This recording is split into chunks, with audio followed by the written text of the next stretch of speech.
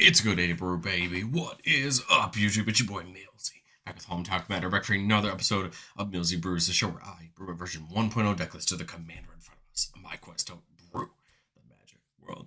You know the motto, baby. It's ABB, always be brewing, and that's what we're back to do today. The decklist is going to be down in the description for you below. I would really appreciate it if you could interact with the video, like, comment, subscribe. Consider checking out the links in the description.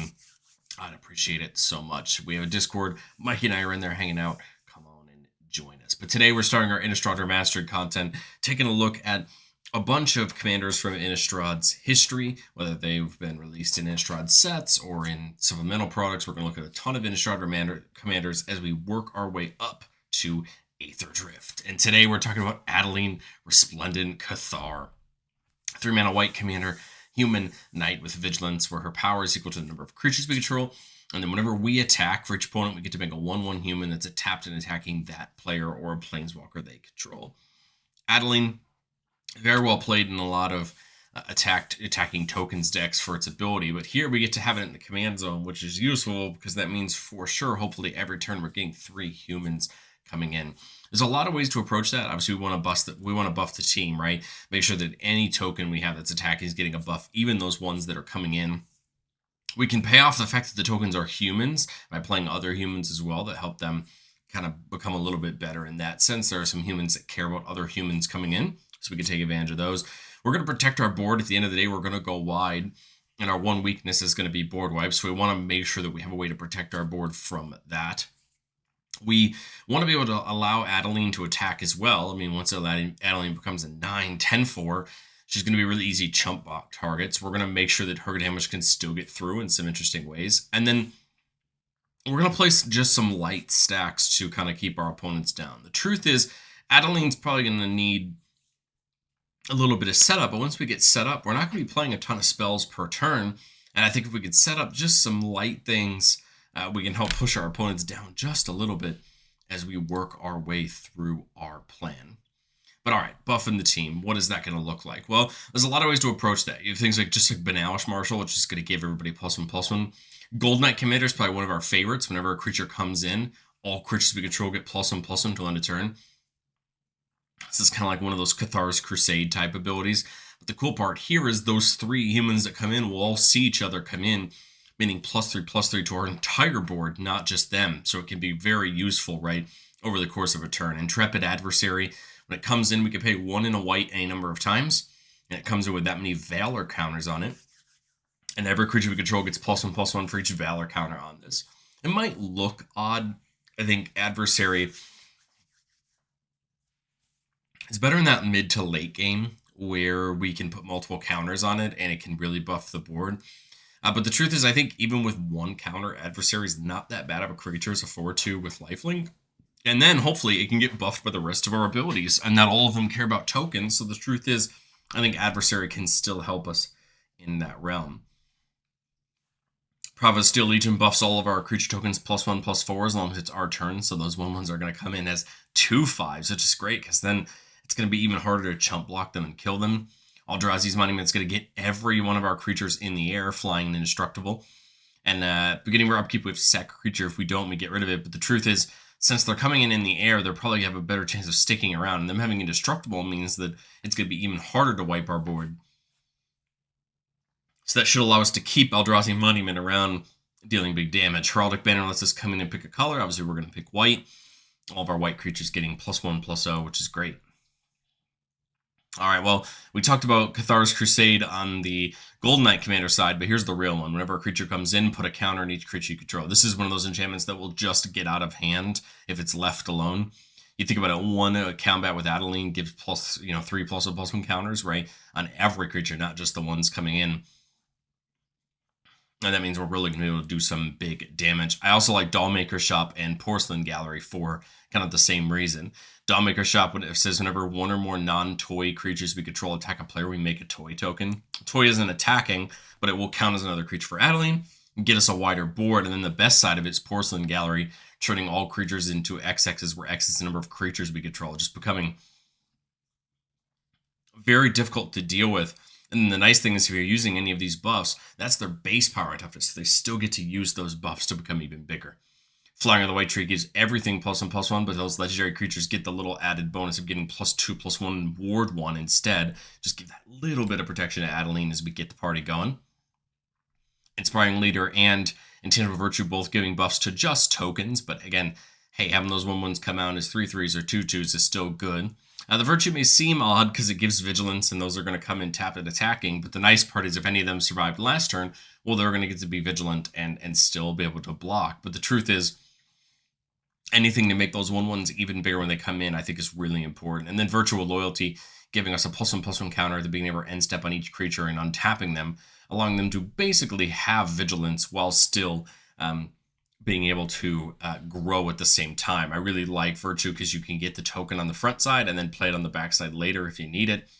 And once you get it here, it only takes a couple turns for those counters to just stack out of hand. But the truth is, I think the humans still matter. You could play more into this. I haven't done too much into it, but I did take a couple of the humans from the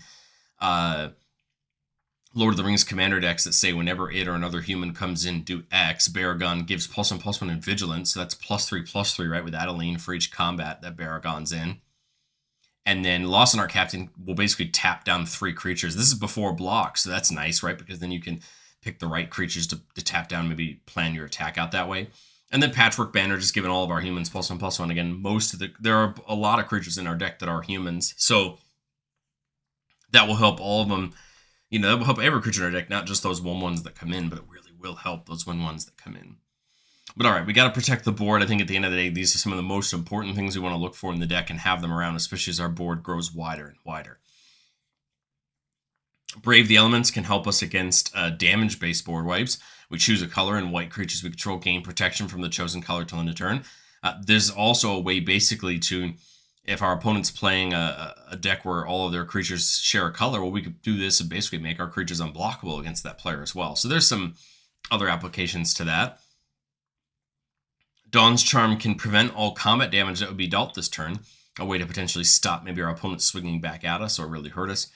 We can regenerate a creature that could protect Adeline or some other things on our board. And then we can counter a spell that targets us specifically. There aren't that many out there probably, but it is an option. I think more often than not, you're using it for the top 2. Dawn's Truce, a new protection board wipe. It gives us and permanents we control hexproof till a turn, but if we gift a card, we get to give them indestructible as well. And I think you just gift a card to the opponent you think you wouldn't want to have the card the most, right? And then you get indestructible to protect your board. Flawless Maneuver, Flare of Fortitude, both giving indestructible to our entire board. Flare actually adds that our life total can't change, which is actually a really nice benefit. Now, Flare can be cast for free as long as we sacrifice a non-token white creature, which we're going to have a couple laying around. Flawless Maneuver we get to cast for free as long as we control Adeline. And then Unbreakable Formation's 3 mana, give indestructible, but if we play it during our main phase, it's +1/+1 counter and Vigilance to each of our creatures, which is a nice upside depending on what we have right before we move to that combat step. Well, like I said, it's easy just to look at this deck as a go-wide deck and forget that Adeline grows, right? And we want to do something to make Adeline difficult to deal with, other than just being chump blocked, right? When she becomes a 9/4 or a 10/4, people are going to throw 2/2s in front of Adeline, and then, right, Adeline's not dealing any damage. But my philosophy on these equipment is try to find a way to make Adeline a threat. Brotherhood Regalia makes her unblockable. That's going to be very difficult for our opponents to deal with, especially the wider we go, and adding a word 2 is great for that. Caduceus gives her lifelink, and then if we have 30 or more life, +5/+5 and indestructible. So now you're potentially dealing with let's say we have 9 creatures. You're now dealing with a 14/9. That's huge, right? Or yeah, right. A 14/9. That's huge. It has a lifelink, so we're gaining a ton of life back. And now we don't have to worry about anything except exile removal, right? For Adeline, and then Maul the Skyclaves giving it flying and first strike, and we can actually that's pretty great, right? Because then now Adeline's getting in the air, potentially to be a threat against decks that don't really have many flyers, and you could start to see where we can move this to our advantage. I called it light stacks because we're only really playing a couple. Like Winter Moon seems great because we're playing a lot of basic planes, so it's really going to hurt our opponents more than it hurts us. Deafening Silence and Rule of Law are basically just here because we're probably in most turns going to really only play one spell, except those first few turns. When we get to 4, 5, 6 mana, I think we want to be playing these big enchantments, Virtual Loyalty, Cathar's Crusade. We're really not going to be playing multiple spells. We really don't care about that as long as we can just shut down our opponents just that a little bit. And I think it's not a big part of the deck, and you might not see them every game, but they are there and they are helpful when you do see them. But I've said it before on the show, and I'll say it again. No deck's ever complete. This is our version 1.0 shot at Adeline. And a lot of my feelings on these cards to consider are literally just the price tag that comes with them. If you don't know, Millsy Brews is a show that I try to do on about a $300 budget to keep a relevant budget for anybody watching the videos. And the truth is, sometimes creatures and cards just get priced out of our budget. If we want to play things like those protection spells like Flawless Maneuver, we got to cut big, expensive creatures. The biggest one I want is Greymond, Avacyn's Stalwart. Probably one of my favorite mono-white humans. When it comes in, you pick 2 abilities from First Strike, Vigilance, Lifelink. All your humans have those. And as long as you have 4 more humans, you control get +2/+2. We're going to talk about Greymond as a commander in a future week here on Millsy Brews for Innistrad content. But I think Greymond's probably one of the best pieces alongside Adeline. The problem is it just sits at $40, and $40 is a lot for one card. Jubilation there on the left sits at about 10, 15, I think, the last time I remember. It gives all our white creatures +1/+1. And then players can't pay life or sack creatures to cast spells or activate abilities is a great way to shut down our opponents, especially where we're already buffing our own creatures. And then Mural, preventing anybody from casting spells or activating abilities of artifacts, creatures, or enchantments on our turn, and makes some tokens every time it attacks. It's just a great ability, especially when you're pairing it with all these other buffs. And it's a human, so it's going to get the buffs from all of our other humans as well. Again, I like all 3 of these cards. The issue is the budget for them. If you had the room for $60 or $70 more, I think you just add all 3 of these immediately, take a couple other things out, and I think they immediately make the deck just that little bit better. But let's get into the playtest. That's what we love doing here on the channel. Keeping a 4-lander with an Arcane Signet, Caretaker's Talent, a great way to draw, right? Especially as we're making tokens every turn. And then there's Gold Knight, so a great start. Turn 1, we draw a Ketra's Monument, a way to reduce all our white creature spells by 1. And then whenever we cast a creature spell, we get to make that warrior token. Not a bad way to start. There's the Rule of Law, but I think we kind of want to focus on getting ourselves set up. There's the Stroke of Midnight. So I kind of think here on turn 3, it's just Adeline, because then ideally next turn we can go Gold Knight into attack, right, and get that buff. My thought here is you go Gold Knight and attack, and you would make the 3/1/1s, right, attacking everybody. But then everything, that and Adeline get +3/+3 until end of turn, which you want to attack with Adeline this turn probably no matter what, right? Because she's the only creature that can attack for her own ability. So that's an 8/7 and 3/4/4s, right? You can just put them anywhere. And then the biggest problem I think with Adeline that you're going to find is these 1/1s need something to help them survive. Otherwise, people are just going to chump block them, right? Why wouldn't they? They're easy to block, and so these type of effects I think really do a good job at making sure that we can get in effectively while being a threat. Now here on turn 5, I think it's just Caretaker's Talent. This leaves 2 mana up, which isn't a ton, but maybe we can draw into something with the Caretaker's Talent. The truth is we're going to make tokens this turn anyway, so there's no point in leveling it up because we're already going to draw. So we attack with both. I see no reason not to attack with Gold Knight Commander. Make 3 more humans. That's going to draw us because of Caretaker's Talent for the first one that comes in. Now everything, again, is getting +3/+3. Take those attacks, right? Like I said, we got the 2 mana left. I don't really see anything we can do with it, unfortunately. But the nice thing about Savine's Reclamation, and the reason it's in here, is because Adeline is 3 mana. So there's any world where you think you could get Adeline back, you could do it. It's of course it's a risk to put your commander in the graveyard, right? With how much graveyard removal is out there. But I like this hand because we've got the removal, we've got the Caduceus to put on Adeline. It's 5 mana to bring it in and put it down, which I think would be something I would do next turn, so that we just start gaining a ton of life. I mean, here on turn 6, I would probably just put Caduceus on Adeline. Right now, if all these tokens survived, it's an 8/4 that just turned into a 13-9 before we even get into combat, before we make 3 more, have it get +3, you can start to see where this life gain engine is going to get out of hand. And it has indestructible, so your opponents basically have to exile it, right? And then, then we always have the Caduceus to put on something like Golden Knight Commander, right? There's other places to put it if need be. But the truth is, this is a great place to stop. We've hit kind of what we want. It's just how would our opponents interact with us, and that'd be the kind of thing we'd think about in a more real life scenario. Here, keeping a 4-lander with Throne of the God Pharaoh. Great way every turn to just knock a few life off our opponents, because we're going to have a bunch of tapped creatures, right? Those humans coming in tapped. Elspeth can both buff our creatures and make some tokens, so she's a great option. Shelter by Ghost is great on Adeline because it gives her lifelink and ward 2, so great way. And then Idyllic Grange can come in untapped if we have three more other planes and put a counter creature. So not a bad way to grow Adeline just a little bit. So turn 1 we'll play the planes. Again, no point in putting the Grange down, especially if on a future turn we can get. All right, especially in a future turn if we can get that counter. So we'll just work our way up here. Then we see the Caduceus again this time. Again, a great card. We'll just play Adeline here on turn 3, get her set up to attack next turn. Here we'll play the Grange just to grow her a little bit, right? So that way she has a little bit higher toughness.